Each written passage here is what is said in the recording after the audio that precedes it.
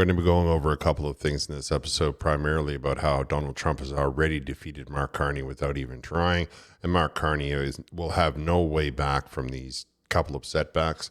We'll also be talking about Pierre Poilievre's road back to the House of Commons. Welcome to the Canadian Shield. My name's Sterling.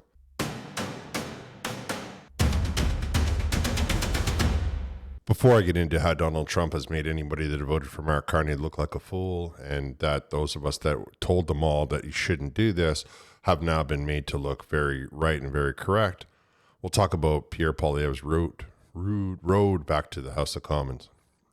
So many of you know that he lost his riding, and there's a lot of reasons why. You know, the lines of the riding have been changed to incorporate a lot of red voters, things of that nature. However, that's behind us now, and now we're just looking at how we can get Pierre Poilievre into the House of Commons, because let's be straightforward, a lot of the country likes Pierre Poilievre.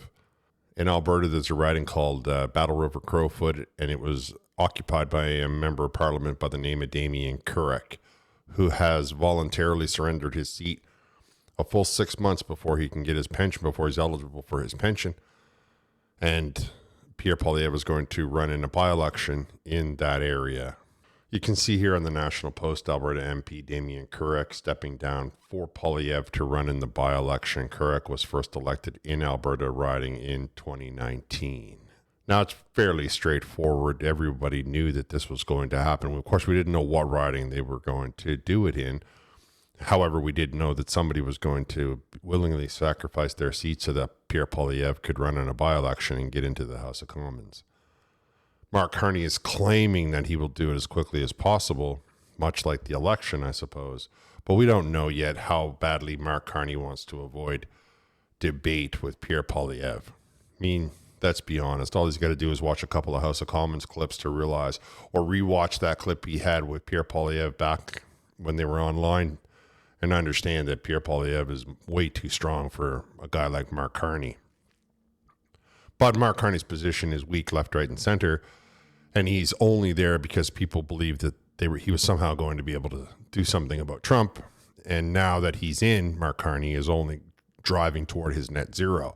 So there's a lot of mess that's coming, that's going to be running. Like, there's going to be 6 or 7 piles of slop running all over this country any second now. Here's Elections Canada breakdown of the riding of Battle River Crowfoot, which is in Alberta. It has 110,000 people that live there. It covers 50,000 square kilometers.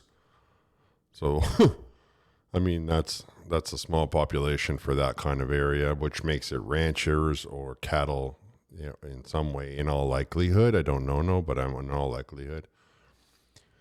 The voter turnout was 72%, which is higher than the national average. There's 100,000 people there that identify as speaking English. There are 5 indigenous languages, and the most popular other language is not French, it's German. Now, that's the nuts and bolts of the riding. However, I got off the Star the projections for the evening of the election, which wasn't that long ago, obviously. Battle River Crowfoot live federal election results with 276 polls reporting. Incumbent Damien Carrick of the Conservative Party is projected to be reelected in Battle River Crowfoot as of 422. He has 53,000 of 65,000 votes. The Liberal guy was in second place with 7,000 votes, and so on and so forth. So it's a pretty high turnout. 80% of the riding voted for the Conservative Party. I believe it's the highest one in the country. Will that mean that Pierre Poilievre is going to be moving there? I'm not 100% sure. That depends. I mean, there's some factors in there that we might not necessarily want to talk about in this particular video or really out loud. However, as it pertains to Pierre Poilievre's children. However, I do believe that he will go to the riding. He will knock on doors. He will talk to people, and he will, try to encourage them or ensure them that giving him their vote is a good idea. So that's, down on the ground. Of course, we have to get the Liberal Party to stop being so terrified and call the by-election. Can we get the by-election to be taken care of, and with Pierre Poilievre winning before the fall session? That would be really cool. Now, of course, everybody's on the internet freaking out, trying to say all kinds of stuff. But you know what? To those left-wing leaning, far left liberal voters who are right now losing their minds, I think personally, it's about time that we started to fight the way that they fight. It's about time that we get serious about this. It's about time that people in the center and on the right took the threat of net zero, DEI, ESG, and all the rest of that stuff very seriously and did something about it. Otherwise, I'd like to tip my hat to MP Kirk. I think that he did a great thing. Now, there is a small piece of information floating around that it works out good for him too, because he was trying to help his family with their acreage, like their farm. However, that doesn't mean that he didn't make the sacrifice nonetheless. And we should acknowledge from our side of the bench, hey, that was a really good thing. He took one for the team. Let's hope it doesn't blow up in our face. You know, I don't perceive that it will. I mean, there would have been a lot of smart people looking at these numbers. There would have been a lot of conversations, a lot of coffee talk, you know, that kind of thing when they were hammering out the plan. And I'm sure that Pierre Poilievre will still avoid the press for at least a little while. But I do believe that he'll go there and get on the ground and start to meet people, because that's the right thing to do. And he's good at doing the right thing. So regular viewers of the Canadian channel know that I said Trump was just playing a game where he was pushing them to the point where they would be hurrying to get their stuff settled inside of the United States. And he was using tariffs as one of the sticks in this process. Now, everybody that didn't understand, they kind of said, oh, no, it's just inconsistency and it's just a game. But it's not a game, and we can see that it's not a game by Trump's latest move, where he gave automakers a break on stackable tariffs for an additional year, and he signed in an executive order to do so. This is a bad situation for Canadian automakers. And it's or Canadian auto workers, excuse me, the automakers, they're not going to care at all, because they're going to make their money anyway. But those jobs in Southern Ontario are about to go the way of the dodo bird. Like, they are moving away from manufacturing in those plants as quickly as possible.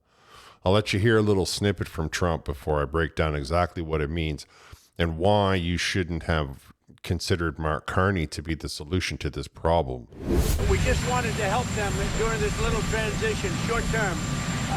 And during this little, if they can't get parts, you know, it has to do with a very small percentage. If they can't get parts, we didn't want to penalize them. And they have a 1 year period, and then they have an extra year. But it's for a very, very small part of the car. Basically, they're paying 25%. Okay, so you heard him say that he gave the automakers another year to get their parts across the border. What does that all mean? That means that they're not going to have to pay the tariff on any of the steel that might be coming in or any of the other materials, as well as paying the tariff on the car, because that will make the car out of reach and too expensive. And in addition, what's left out of that snippet is that he gave them a bit of a tax break as well.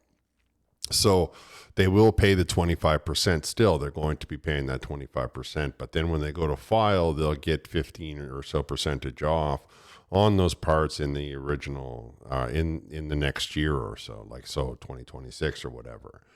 And remember that if it's CUSMA compliant, they won't be paying any tariff at all. But some of them went to Trump and said, look, we just need more time to get the manufacturing of these parts up and running on this side of the border. That's all. We need to machine them. We need to get the parts. We need to hire the staff. We need to build the building. We need to do these few things. And if you could just give us 24 months to get it up and running, that would be amazing. And he's like, well, I already gave you 12, so I'll give you 12 more. But that's about where I'm at with my limit, because by that time, everything has to be running smoothly. We have to have, like Trump in his mind, has to have a really good Christmas so that he won't lose in the midterms, which, of course, his tactics are working out very well, because as you can see, even the automakers that have been so entrenched around Windsor for so long are jumping and moving and doing whatever they can do to get their parts manufactured on the American side of the border. Now, that's just a small wrinkle, but and it's terrible for people like Doug Ford, who was talking a big tough talk, and it's terrible for the Southern Ontario auto workers, because the net zero is going to just knock their jobs out completely, right? Like there's going to be no rebuilding of that. I picked this up from CTV News. Windsor Assembly Plant to shut down again next week. Production at the Windsor Assembly Plant will be paused once again next week. Unifor Local 444 confirmed in a post to members that the plant will not be running the week of Monday, May 5th. Workers are being reminded to follow directions from their supervisors. Stellantis has now confirmed the planned downtime starting. The move is part of preparations for the upcoming launch of a bunch of cars that they're launching for the 2026. As the company prepares for the upcoming launch of 2026, we are adjusting production at the Windsor Assembly Plant in order to complete the build-out of the 2025 model, said the head of communications. As a result, the plant will observe a down week May 5th. We will continue to monitor the situation. The facility had just resumed operations on April 21st, following a 2-week shutdown related to the U.S. tariff on foreign-made vehicles. It's not clear yet what will happen in the weeks following the May 5th shutdown. All right, so I'm going to tell you some stuff that you might not want to hear, and if you're a liberal voter or on the far left, I need you to listen close.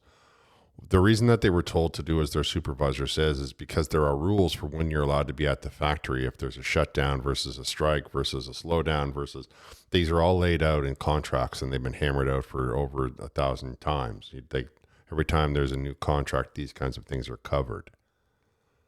Why that's important is because the only real reason that they would be shutting down this factory, opening it up for 2 weeks and then shutting it down again, which is an enormous, you don't just flip a switch. There's a lot of processes that you have to go through.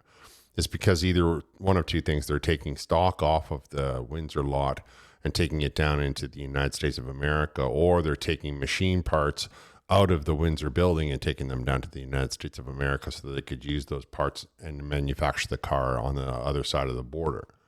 They could be doing both. And they don't want anybody around. So they're just telling them we're shutting down for the weekend. And, there's deals that they make, there's payments and there's not payments. But I can assure you that they are not, this is absolutely an indication that they are getting ready to move most of their production south of the border so that they can appease Donald Trump and keep the tariffs under wraps. And this is going to be a major problem because we heard Doug Ford say that he was going to tell Donald Trump what to do. Of course, I don't see any of that happening. What I heard Doug Ford say was, "Congratulations, Mark Carney. Are you going to start to get tough with Donald Trump?" And I just think that Mark Carney is doing nothing, nothing at all, because his motivation is completely different, and the lack of an auto industry in Canada kind of plays into his hands. His net zero, make sure all the cars are electric by 2035 mindset. Now it's going to get very difficult for people in Southern Ontario. The economy in that part of the country is going to bottom out, and they'll all be trying to run around and blame somebody else. But they've done nothing.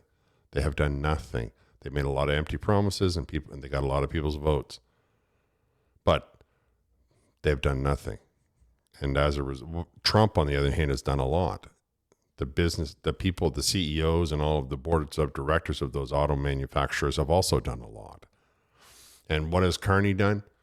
He's made it easier for you to get your first week of EI. So what he wants you to do is sit around and take handouts. That's what he wants you to do. He wants you to forget all about having that good union job with the good health coverage and the good pay, and just take 50% of your pay for the next year while you sit at home. And, your wife looks at you sideways like, why can't you get a job? And, your relationships break down and all of the things that go along with that. It's well documented, the kinds of situations that occur when this happens to people, especially people that are working good, decent jobs. I don't see Mark Carney doing anything else but to say that he's made EI faster for you to gain your check. Oh, and we're going to use tariffs that we gain and we're going to pass them around. So again, just sit home. Don't worry about it. We're going to send you 60% of your pay for the next year until that runs out, until you're good and complacent. And then we'll just cut off those checks and say that there's nothing to it. So you're going to have to go find a job, digging ditches or sweeping floors or whatever it is that will be available at that time, which probably won't be much. Before I move on to the really embarrassing part for Mark Carney and the really humiliating part for Canadians, I'll just talk about a report coming out of Vancouver. Again, all links will be in the description. Hopefully I'll remember to put them in there. Development community concerned as tariffs affect building materials on Vancouver Island. Let me start by saying that in this country, there should be no shortage of building materials. The problem, of course, has been that the tax rates have pushed a lot of the development, a lot of the products that we need to finish the houses to the United States, like tile and switches and windows and adhesives and nails, a lot of stuff, because the government has decided that everybody has got to pay extra if you want to make anything in this country that harms a leaf or a blade of grass. And so all of those industries, just like you see them doing right now, have run to the United States. Of course, Mark Carney's government is not going to stop doing that. He's the worst of them all, right? He's the guy that's written a book all about it. And so now you have people in Vancouver saying, oh, we're going to fix the housing shortage. However, we don't have the materials to do it, and what materials we can source are all in the United States. And those materials are now getting hit heavily by Mark Carney's tariffs, who's going to take those tariffs and pay them to the auto workers of Southern Ontario, or at least 50% of what they used to be making in Southern Ontario. So it's never going to make the houses in our area less expensive. And that's the gist of what these... As a result, they're saying that what they had projected is down 33% of housing starts. So there's your housing accelerator fund doing its finest, right? $8 billion of Canadian dollars. Vancouver was one of the ones out front. They were like, yeah, we love it. Let's do it. And now they're whining and complaining that the materials are expensive and housing starts are down by 33%, and that it's going to cost so much more to build a house that people won't be able to buy it in the already one of the most expensive markets on the face of the planet. Now we will come to the part that is the final egg in the face of Canada and Mark Carney. On one of his earlier announcements, Mark Carney put out the statement from the Prime Minister's desk. Prime Minister Carney speaks with President of the Ukraine, Vladimir Zelensky. Today, the Prime Minister, Mark Carney, spoke to President of Ukraine, Vladimir Zelensky. President Zelensky congratulated Prime Minister Carney on his election. The Prime Minister underscored Canada's commitment to supporting Ukraine and achieving lasting peace and security. The two leaders agreed that durable peace can be achieved with Ukraine at the table. The leaders agreed to remain close contact and to meet at the G7 summit in Kananaskis, Alberta in June. So he made the statement that he, is having a big talk with G7. He's going to bring them to the G7 summit, and it's all going to be, look at how wonderful and powerful I am as Prime Minister of Canada. Ukraine is going to come here, and I'm going to take him to the G7 and show him around like we're the best buddies of the best buddies. He's going to be buying my Canadian steel that's green and super duper duper expensive, because that way there I can try to tell the Canadian people not to worry about the auto industry, because I have a place that steel can go, and everybody can feel excited about this market in Europe and how we're going to sell our steel to the war machine of Ukraine and blah, blah, blah. So while Mark Carney thought he was doing a great job, on the very same day, you'll remember in January when Zelensky was in the White House and he stormed out saying that he's not going to ever let Trump have access to his critical minerals. And then later said, oh, no, wait, we changed our mind. Well, it turns out that on the very same day that Zelensky was being paraded around by Carney, Trump was getting him to sign a deal in the White House for those very same minerals. U.S. says mineral deal will strengthen Trump in talks with Russia, and I absolutely will. I have no doubt about that. And here's a summary of it, right? U.S. and Ukraine signed minerals deal on Wednesday. Washington and Kiev hail the deal. Kremlin is silent on it. Trump is seeking a peace deal in the war in Ukraine. Ukraine expects parliamentary ratification within weeks. Oh, I'm sure they've already rubber stamped it. No problem at all. It's probably well on its way. There are some real significant implications from this deal, though. The really, really significant global stuff. Now they go on. The article opens up talking about how they signed a deal and everybody is excited and happy about it. What I like is this part here. The accord, which was signed in Washington and heavily promoted by Trump, establishes a joint investment fund for Ukraine's reconstruction. Oh, man. As the U.S. president tries to secure a peace settlement in Russia's 3-year-old war in Ukraine. The agreement grants the U.S.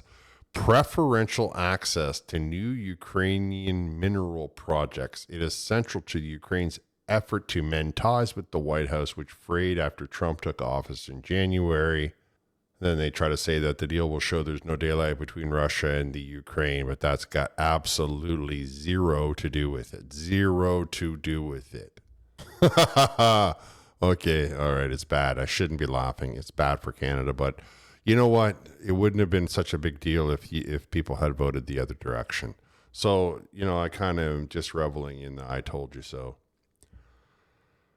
Here's what happened. Trump hammered out a deal with Ukraine that they will get preferential treatment for the critical minerals, meaning that Trump won't need access to Doug Fort's critical minerals as much anymore at all.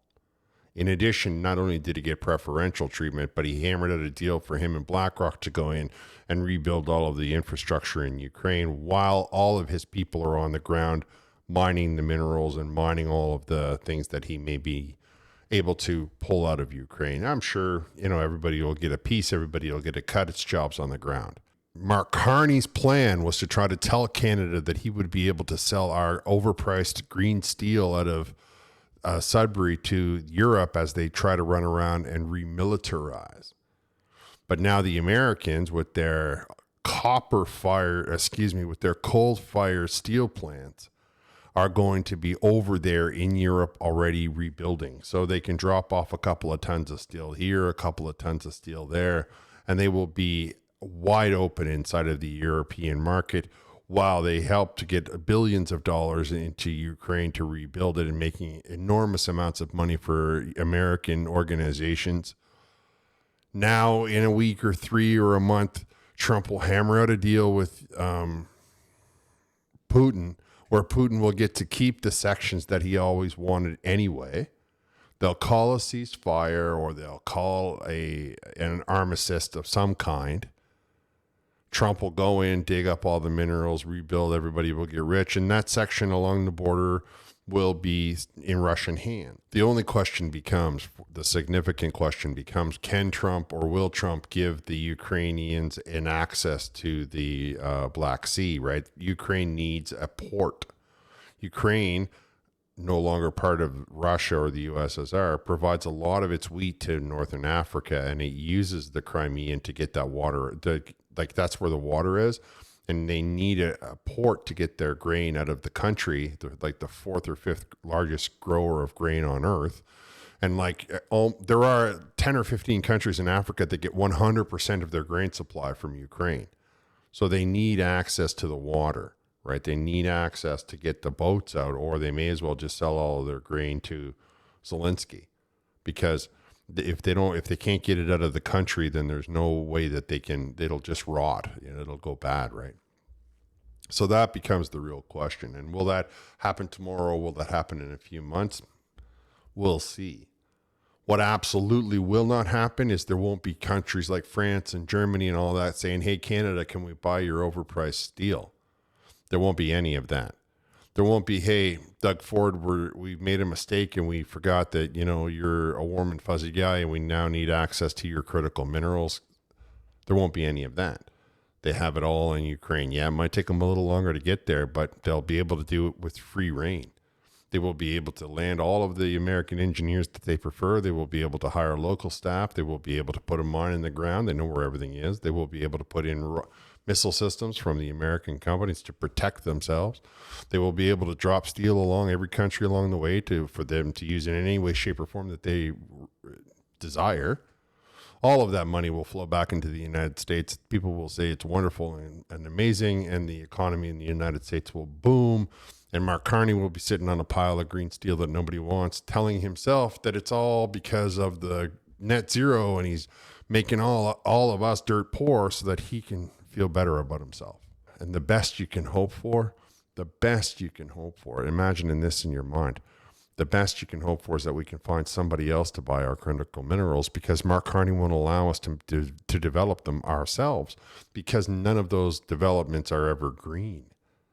And so they can't be done in Canada. You know, the tiny little population that we have, besides, say, the massive population of India, who doesn't have any green projects or any net zero concerns, or next to the manufacturing industrialization of the United States of America, who, again, has no worry about net zero, ESG, DEI, or any of it. It's such a bad look for what Mark Carney was saying. And I mean, I'm just going to say it one more time. We said it was going to happen, those of us that knew better, those of us that understand these things. And everybody fell for what the mainstream media was telling them anyway. And now here we are. The dust had barely settled on the election, and Trump has already locked down the Ukraine, locked down all the resources, and found a way to open up the market to Europe for all of the steel that he's about to build. And Canada is sitting around going, oh, look, we've made EI easier for people that are affected by the job losses to the United States. I would laugh louder if it wasn't such an horrendous impact on so many people's lives. All right, I'm going to wrap here. I want to thank you for listening. I'll talk to you next time.